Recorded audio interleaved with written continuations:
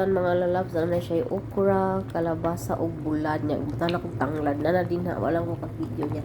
Naatay kuan kanang kamuting dahon ug kamunggay. So happy na yun ni maluto no, gamay na lang kulang. Na nasa ni kuan, magic ng buhay ko ako na pinigibutangan. Ako na lang ning paabot og maluto ning okra. Luto na atong okra ng mga lamb, isunod na ito ning dahon sa kamote. Mas dugay-dugay man siya malata kay sa kamunggay puno na.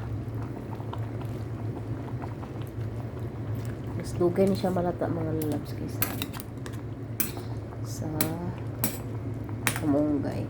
So pataw tauran to gamay usa ang kamunggay.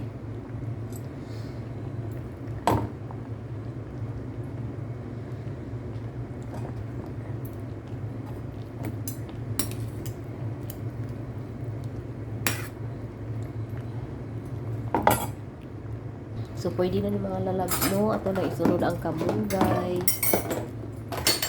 Sunod ang kamunggay. So, ang atong kamunggay, fresh kayo. From India. Pwede na siya. Puno, gid atong kuan kaldero.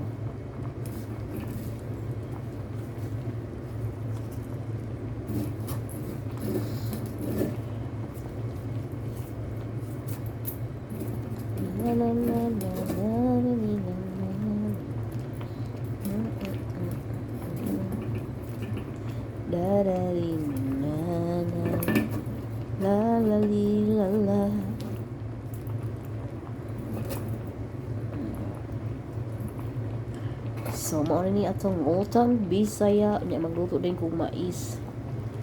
Lami kain kaon. Di ba? Nasa subak po, nakabukbulad ra. Ang subak ani mga lala. Nakabulad.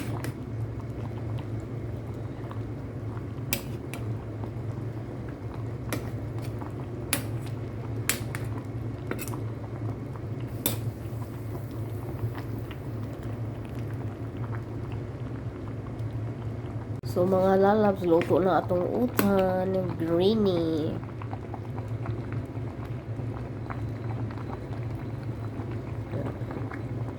Pwede na ni siya, kaya ma-overcook, manimaho na pong pasaw. Mga lalabs, naluto na atong utan, guwapa kaayos tanan.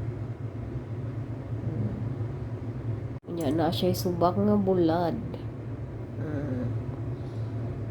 Lami.